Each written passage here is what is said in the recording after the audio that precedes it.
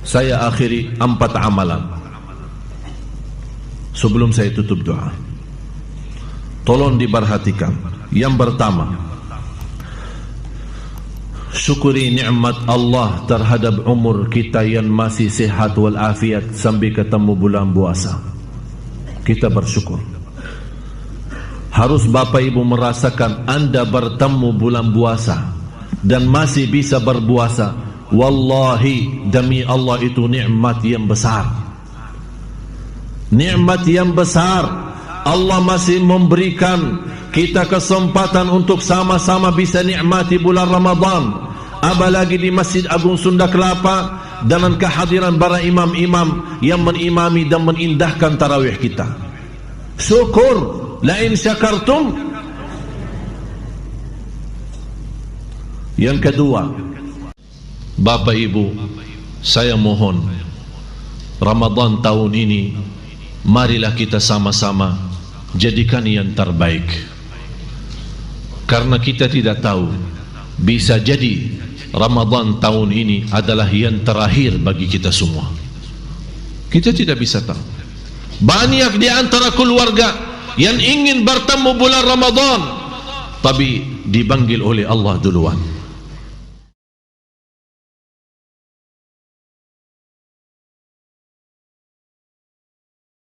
Bapak Ibu jamaah sekalian, saya hanya memberikan perhatian kepada ayat Allah Subhanahu wa taala di surat Al-Baqarah 183. Ba'da a'udzu billahi minasyaitonir rajim. Ya ayyuhalladzina amanu kutiba 'alaikumus shiyamu kama kutiba 'alal ladzina min qablikum la'allakum tattaqun. Yang menarik perhatian saya di ayat ini, pertama dimulai ya ayyuhalladzina amanu, diakhiri la'allakum tattaqun. Pertengahannya adalah perintah puasa. Berarti di sini Bapak Ibu ada 3 rahasia. Ya ayyuhalladzina amanu, iman. Karena posisi iman di mana? Di hati. Berarti rahasia, sembunyi. Yang kedua puasa. Termasuk ibadah puasa adalah ibadah juga rahasia. Karena kita bisa berpuasa sunnah maupun berpuasa wajib, tapi orang yang di samping kita tidak tahu kita lagi berpuasa. Yang ketiga, la'allakum tattaqun. Taqwa posisinya dan tempatnya adalah dalam hati. Artinya, kalau kita menjaga iman, menjaga puasa dan menjaga taqwa, yang namanya 3 amalan ini rahasia, Allah Subhanahu wa taala menyembunyikan dan juga merahasiakan balasan dan pahala ibadah puasa. Semua amalan ibadah Bapak Ibu dilipat ganda oleh Allah 10 kali lipat. Baca 1 huruf, Allah berikan 10 kebaikan. Baca salat, melaksanakan salat 5 waktu, Allah berikan pahala 50. Kecuali puasa, ulama menjelaskan kita tidak tahu berapa Allah melipatkan puasa, pahala puasa bagi umat. Kenapa Allah rahasiakan puasa? Kenapa Allah rahasiakan pahala puasa?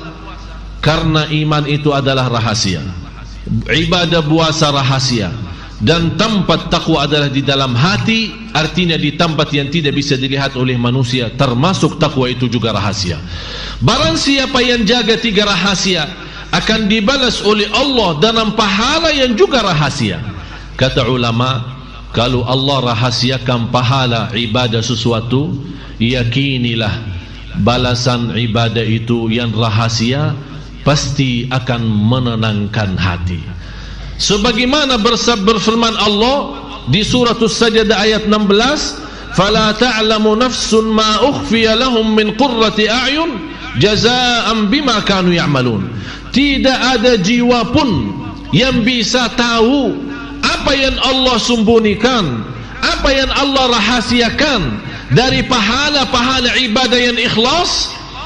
Tapi yakini yang dirahasiakan oleh Allah, balasan itu pasti akan menenangkan hati. Kenapa bisa menenangkan hati? Jazaa'an bima kanu ya'malun, itu balasan Allah terhadap amalan-amalan ibadah Bapak Ibu. Oleh karena itu, bulan Ramadan karena banyak karunia, banyak rahmat, dan termasuk bulan ampunan. Di antara karunia yang kita dapat, dinamakan bulan itu adalah bulan Ramadan. Ramadan apa artinya dalam sisi bahasa?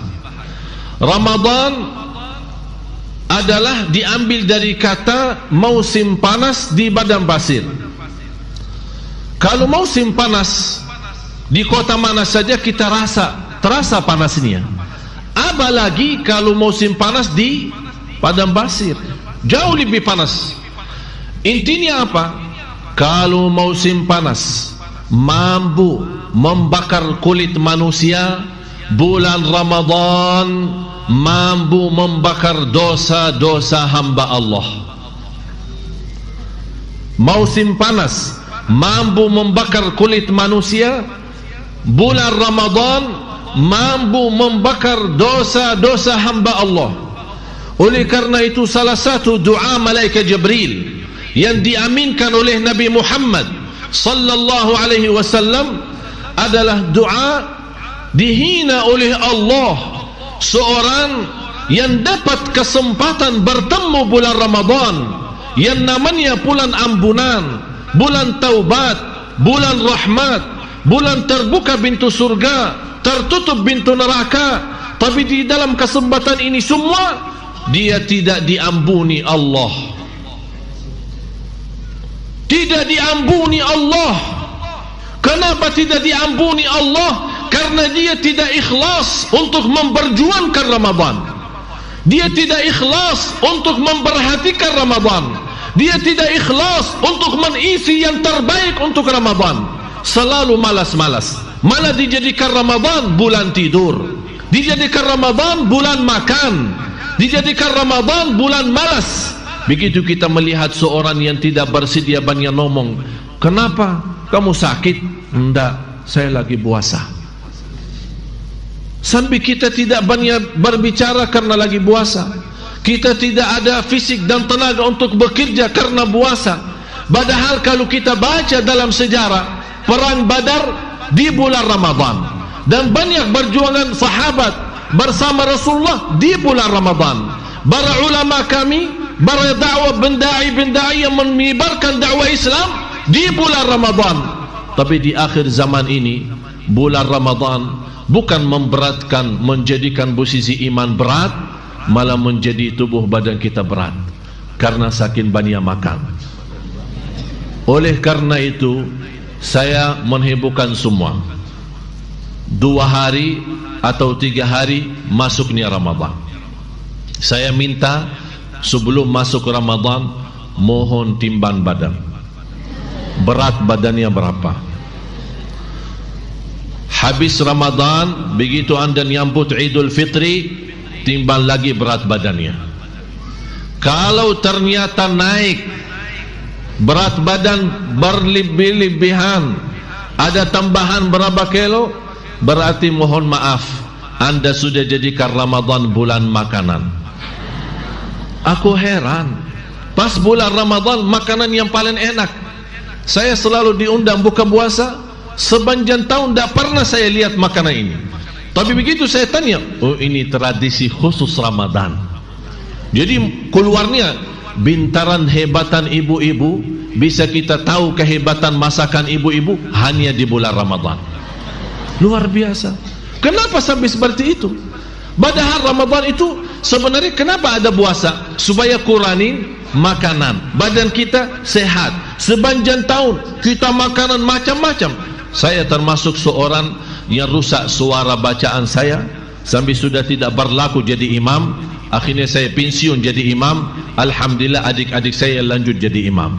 Kenapa rusak suara saya? Gara-gara makanan di Indonesia, apalagi Padang, barminya kan, goreng-gorengan. Jadi akhirnya rusak suara saya, sudah tidak bisa jadi imam lagi. Tidak suara tidak menenangkan, menghiburkan hati. Saya akhirnya malas jadi imam. Akhirnya saya bilang sama adik-adik saya, udah kalian jadi imam, saya hanya penceramah. Jadi saya tidak berani jadi imam karena sudah rusak suara. Oleh karena itu Ramadan ini kesempatan, karena sepanjang tahun kita tidak kontrol diri dari sisi makanan. Begitu masuk Ramadan, manfaatnya dari sisi kesehatan adalah membunuh dan menyembuhkan segala penyakit dan racun-racun dari hasil makanan selama 1 tahun akan dibersihkan di bulan Ramadan. Jadi racun makanan kita, karena mohon maaf sekarang makanan kita semua berkimia, buah-buahan berkimia, beras pun sekarang berkimia, di mana-mana pun berkimia, roti berkimia, apapun berkimia, ayam sudah berkimia, kambing yang dulu kita enak makan mandi sekarang tidak enak makan mandi, makanan Arab. Kenapa? Karena semua sudah berkimia. Akibatnya apa? Tambah kita rasa banyak tumbuh racun-racun gara-gara makanan. Oleh karena itu Rasulullah SAW sudah menjelaskan, seburuk-buruk tempat terisi makanan adalah perut, karena tempat sumber penyakitnya adalah perutnya. Oleh karena itu ini kesempatan. Begitu masuknya bulan Ramadan, biar Bapak Ibu sekarang melihat saya lumayan agak gemuk, insya Allah habis lebaran mungkin tidak bisa kenal saya, karena kembali kurus kayak adik-adik saya ini. Kenapa? Karena selama bulan Ramadan saya punya kebiasaan makan puasa, buka puasa kurma sama air, sahur kurma sama air selama 30 hari. Jadi tidak makan apa-apa selain kurma sama air. Memang pernah berkata Raja Faisal, kita orang Badui hanya makan kurma dan sama minum susu unta. Biarpun minyak di Arab Saudi tidak ada, kita tidak bisa apa-apa, tidak apa-apa. Biarpun minyak kita terbakar, kami masih bisa hidup karena ada susu unta, sama juga ada kurma, madu dan yang lain-lain. Alhamdulillah, itulah hidup yang sehat. Oleh karena itu kita lihat orang-orang tua kita dulu, biarpun hidupnya susah, miskin, tapi hidupnya teratur, salatnya lancar, umurnya panjang, sehat walafiat. Kita malah banyak salat malam, berbanyak sedekah, berbanyak berjuang untuk agama, tapi tambah banyak sakit, banyak ini. Kenapa? Karena salat malam berjalan, gosip ibu-ibu juga berjalan. Masalah. Ini salah satu pelajaran di bulan Ramadan ini, Bapak Ibu, terutama Bu, Ibu.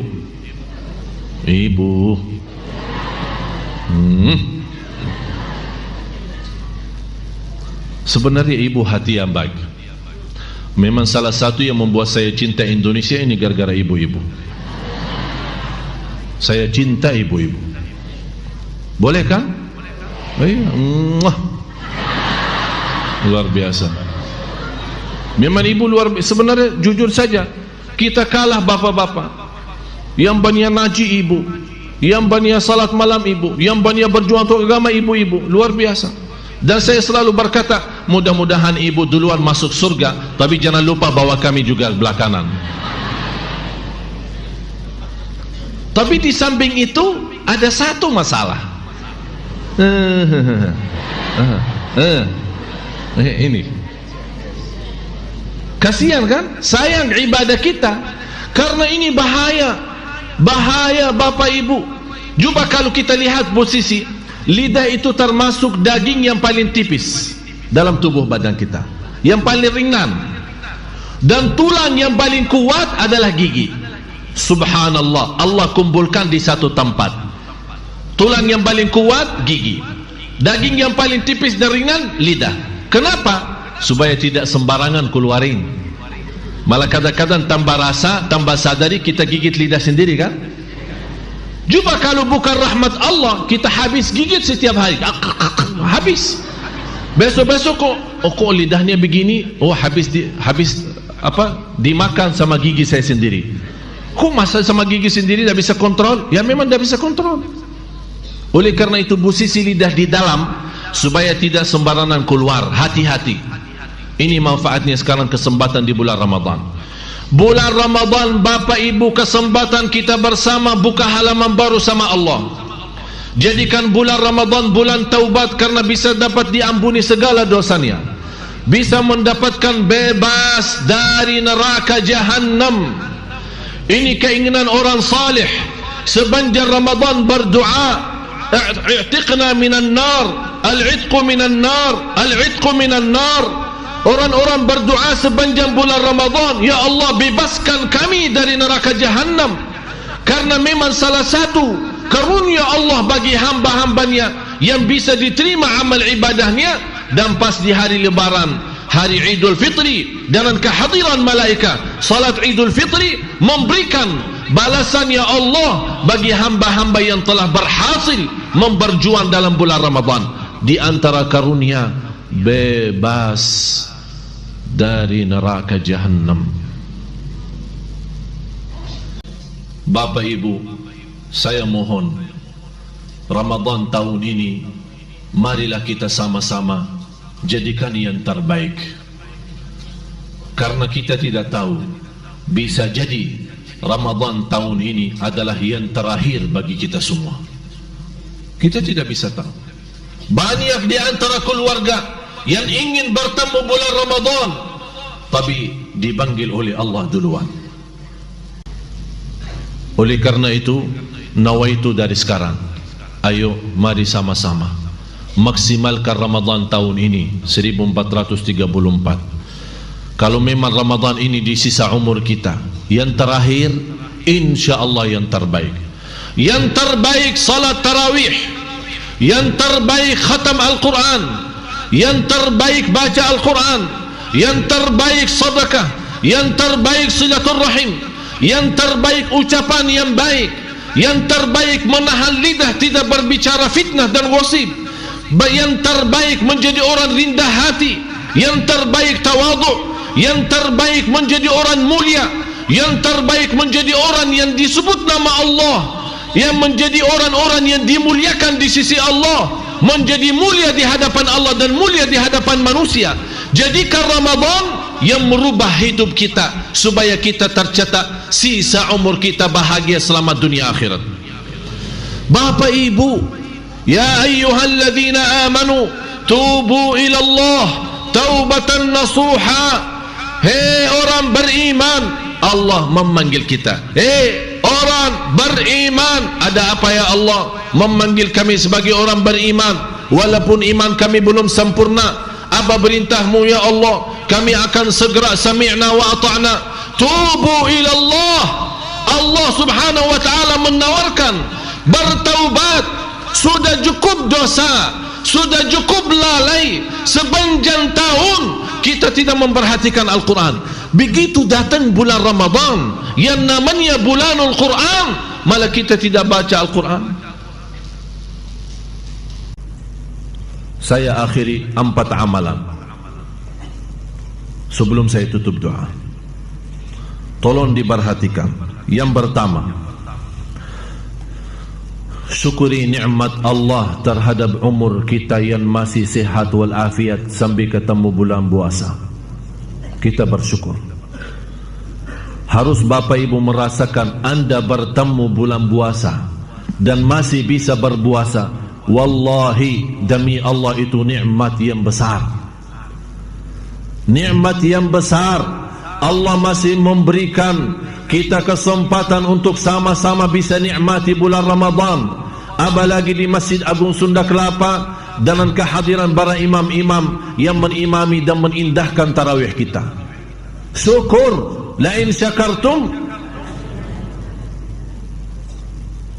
Yang kedua, kalau sepanjang tahun kita terbiasa menjadi masbuk, saya mohon selama 30 hari kita berjanji sama Allah tidak boleh masbuk lagi.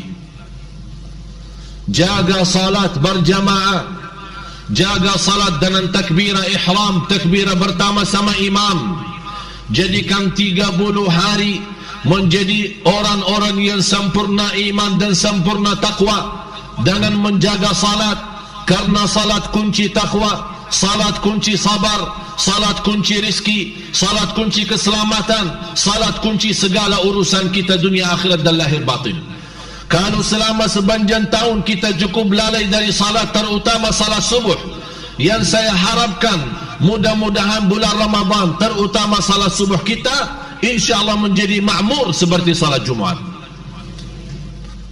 Yang ketiga, perhatikan Al-Quran bukan hanya setiap hari. Kalau di antara Bapak Ibu bisa setiap hari, saya mohon di bulan Ramadan ini berusaha sebanyak-banyaknya baca Quran. Begitu anda berhenti baca Al-Quran, kemana-mana anda berjalan, jangan berhenti menyebut nama Allah, berzikir kepada Allah Subhanahu wa ta'ala. Ya ayyuhalladzina amanu dzkurullaha dzikran katsira. Hei orang beriman, berzikir kepada Allah sebanyak-banyaknya.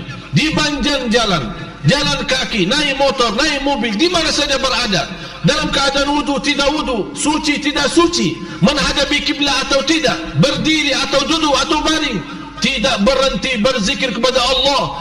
Karena orang munafik berzikir, orang mukmin berzikir. Tapi beda mukmin sama munafik. Orang mukmin berzikir sebanyak-banyaknya, orang munafik berzikir tapi sedikit. Wala yazkuruna Allah illa qalila. Kalau kita termasuk sedikit berzikir, dikhawatirkan jadi orang munafik. Tapi kalau banyak berzikir, insyaallah menjadi tanda sempurna iman. Yang terakhir, yang keempat, menjaga sedekah, apalagi salat subuh. Rasulullah sallallahu alaihi wasallam ajwada ma yakunu fi Ramadan. Rasul kedermawannya sepanjang tahun, jauh lebih kedermawannya terlihat di bulan Ramadan. Dikenal Rasulullah tidak pernah menolak. Sampai dalam sejarahnya, kalau ada orang minta bajunya, Rasul lepaskan bajunya dan memberikan kepada orang yang minta. Bapak Ibu jangan minta baju saya ya. Rasulullah sallallahu alaihi wasallam apapun begitu dermawannya sampai Rasulullah SAW marah pernah sekali sama Aisyah radhiyallahu anha. Ada beberapa dinar yang masih tersimpan di dalam rumahnya. Rasul menyuruh Siti Aisyah sedekahin kepada orang yang butuh. Begitu Rasul pulang dari masjid, kata Rasul kepada Aisyah, gimana istriku, sudah bersedekah dinar-dinar yang ada di rumah? Kata Siti Aisyah, aku lupa. Rasulullah marah, saya tidak mau tidur di rumah saya, apalagi di bulan Ramadan masih ada harta di rumah. Jua, bayangkan. Jangan Bapak Ibu habisin uangnya di rumah, simpan-simpan aja, ada boleh. Sebagian bagi, sebagian simpan. Kita tidak bisa seperti Rasul menghabiskan semuanya. Jangan habiskan semuanya, nanti datang ke Masjid Sunda Kelapa, Pak minta tolong Pak, habis uang saya disedekahin. Beda Rasulullah sama kita. Harus kita posisikan diri. Tapi bulan Ramadan, saya tahu dan yakin Bapak Ibu setiap hari bersedekah. Itu sebuah kebiasaan. Malah saya salah satu yang membuat saya bangga di Indonesia adalah salah satu budaya potong royong. Jadi masyarakat Indonesia ini suka bersama, suka berjamaah, suka bersatu, saling memberi, saling membagi, saling kasih sayang, saling cinta. Ini luar biasa kelebihannya. Tapi selalu tertinggal nawaitu. Nawaitunya ini yang selalu dilupakan. Soal bagi, soal beri, itu memang luar biasa, sudah kebiasaan. Saking biasa, kadang-kadang orang bagi tidak menghitung berapa banyak yang dia bagi. Tapi lupa nawaitunya. Oleh karena itu, jadikan Ramadan menjadi saksi baik di hadapan Allah dalam hal sedekah kita. Rasulullah sepanjang tahun dermawan, tapi di bulan Ramadan dermawannya berlipat ganda. Kita sama-sama buktikan di bulan Ramadan insyaallah menjadi yang terbaik untuk kehidupan kita. Kalau memang Ramadan yang ini menjadi yang terakhir, mudah-mudahan semua amalan ibadah kita selama Ramadan diterima oleh Allah Subhanahu wa taala. Kalau ada kekurangan di masa-masa lalu, Ramadan yang sudah lalu, insyaallah kita mampu dikuatkan oleh Allah lahir batin agar kita masih bisa memenuhi kewajiban kita di bulan Ramadan. Saya selalu rasa, apalagi akhir-akhir ini, hampir setiap malam saya mimpi mati. Sampai saya memfikirkan, ini bagaimana? Kemarin istri saya ada di Jakarta. Saya bilang sama istri saya, pulang. Kenapa pulang? Ramadan mau datang. Mohon maaf, saya sibuk untuk umat. Kamu pulang ajalah. Saya pulangkan. saya antar karena saya punya rasa, karena beberapa hari akhir ini banyak mimpi mati. Saya rasa, ya Allah, kalau memang Ramadan ini yang terakhir, saya akan berjuangkan Ramadan ini sampai mati. Oleh karena itu saya rasa Ramadan ini bagi saya sepertinya mungkin yang terakhir. Oleh karena itu saya menasihati Bapak Ibu, kalau bisa punya perasaan yang sama. Ramadan ini yang terakhir. Apa yang harus kita berikan untuk Ramadan? Saya yakin kalau anda menghidupkan perasaan ini, insya Allah jamaah yang terbaik, tarawih yang terindah, Quran begitu luar biasa perhatiannya, dan banyak amalan-amalan yang lain. Karena kita rasa ini kesempatan yang terakhir. Demi Allah, Bapak Ibu, kalau kita bisa berbicara sama orang yang sudah wafat, yang sudah dipanggil oleh Allah duluan, kita bisa berkomunikasi dengan mereka. Kalau mereka punya harapan, kalau kita bertanya, apa yang diharapkan oleh kalian? Orang yang sudah mati mengharapkan satu, kembali ke dunia untuk menambah sujud, menambah amal saleh, menambah sedekah, menambah salat malam. Apalagi masuk Ramadan, menambah puasa Ramadan, menambah salat tarawih, dan menambah banyak amalan-amalan yang lain. Tidak ada orang yang sudah masuk di alam kubur, yang sudah lihat sendiri posisi kuburnya sempit dan gelap, menghadapi mungkar nakir. Tidak ada kemungkinan dia harap kembali ke dunia untuk menambah kekayaan, atau menambah ilmu, atau menambah jabatan, atau menambah keluarga dan keturunan. Tidak, karena dia sudah tahu, dan Allah lihatkan dengan mata sendiri apa itu kebenaran, apa itu surga, apa itu neraka, apa itu kubur, dan apa itu mungkar nakir. Begitu dia lihat dengan mata sendiri, dia tidak akan harap dunia, dia harap kembali. Ya Allah, kembalikan ke dunia supaya saya bisa menambah amal saleh. Tapi apakah dengan harapan yang baik ini bisa terkabul? Tapi bagi Bapak Ibu masih bisa terkabul, karena kita masih dalam kesempatan. Jangan sampai kita besok masuk kubur masih kita ingin, ya Allah, kasih waktu saya sebentar, biarpun 1 hari, biar saya jadikan 24 jam amal saleh. Ini kesempatannya. Bulan Ramadan yang terakhir, bulan Ramadan kita jadi hamba Allah lahir batin. Bulan Ramadan ini kita buktikan, qul inna salati wa nusuki wa mahyaya wa mamati lillahi rabbil alamin. Di antaranya yang saya sarankan, kalau bisa selama bulan Ramadan, paling tidak 10 akhir i'tikaf kita, kalau boleh jauhkan diri dan tangan anda dari HP.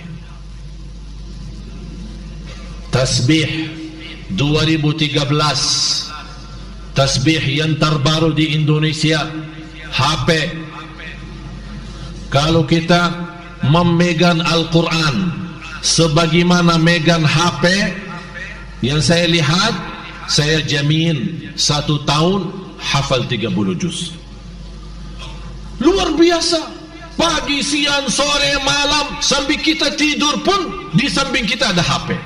Jadi bukan cukup sama istri, ada istri yang kedua, HP. Ini kesempatan bulan Ramadan. Coba sejauh mana Bapak Ibu mampu tinggalin HP-nya. Kalau tidak bisa 10 Ramadan, 10 akhir. Allah kasih 1 tahun 360 hari. Masa 10 malam keberatan menjauhkan sedikit dunia dan urusannya? Jadikan lillah. Karena kita bisa jadi 10 malam akhir adalah yang terakhir dalam sisa umur kita. Jadikan Ramadan ini adalah yang merubah nasib kita. Jadikan Ramadan ini yang merubah nasib kita menjadi orang lemah iman menjadi kuat iman. Jadikan Ramadan ini merubah nasib kita dari kemiskinan menjadi kaya. Jadikan Ramadan ini menjadi orang biasa dosa maksiat menjadi orang taat dan senantiasa sami'na wa ata'na. Jadikan Ramadan ini, tahun ini menjadi orang-orang yang malas dan lemas dalam ibadah menjadi semangat dan ikhlas dalam perjuangan ibadah. Jadikan Ramadan ini merubah nasib kita dari kecelakaan menjadi bahagia dan selamat. Jadikan Ramadan ini merubah nasib kita dari neraka jahannam menjadi ahli surga. Ini Ramadan. Supaya nawaitu kita bersama, InsyaAllah menjadikan Ramadan yang terbaik. Saya menhiburkan semua yang hadir, termasuk saya. Ayo, mari kita sama-sama. Sebelum saya tutup doa, saya menhiburkan semua tanpa kecuali. Mari kita sama-sama bersedekah. Apa yang saya harapkan lewat nawaitu sedekah kita? Nawaitu bismillah, InsyaAllah dengan bantuan Allah, pertolongan Allah, dengan berkah sedekah yang ikhlas, aku mohon ya Allah, Ramadan ini menjadi yang terbaik, yang terindah daripada Ramadan-Ramadan yang sebelumnya.